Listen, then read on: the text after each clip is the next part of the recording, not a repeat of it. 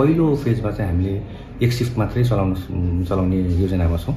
एक शिफ्ट चलाउँदा हामीले दैनिक 5 जनाको डायलिसिस निःशुल्क गर्न सक्छौँ। DigiLink, get connected, stay connected.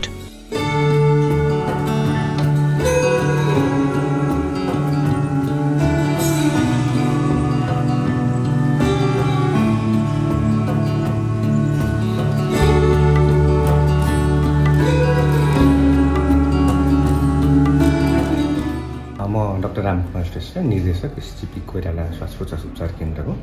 अहिले हामीले नयाँ थप सेवा चाहिँ डायलिसिस सेवा सुरु गर्न तयारी गरिरहेका छौँ र हाम्रो तयारी अन्तिम अवस्थामा गएर हामीले अहिले 7वटा मेसिनसहित जडान गरेर 3वटा बिरामीको ट्रायल गरिसक्यौँ र आजको दिनमा हाम्रो यो नर्सिङ महाशाखाबाट अनुगमन पनि सकिसकेको छ र अहिले अब हामी के गर्छौँ भने यो 20 गते माननीय मन्त्रीज्यूबाट उद्घाटन गरिसकेपछि हामी 21 गतेबाट सेवा सुरु गर्छौँ र पहिलो जबसम्म हामीलाई यो विपन्न नागरिकको अनुमति हुँदैन तबसम्म हामी 1-2 जना बिरामी मात्र हामी आफ्नै खर्चमा गर्छौँ र जब अनि विपन्न नागरिकको जुन अनुमति आइसकेपछि र हामी लिस्ट निकालेर हामी रेगुलर डायलिसिस सुरु गर्छौँ र यो पहिलो फेजमा चाहिँ हामीले एक शिफ्ट मात्रै चलाउने योजनामा छौँ।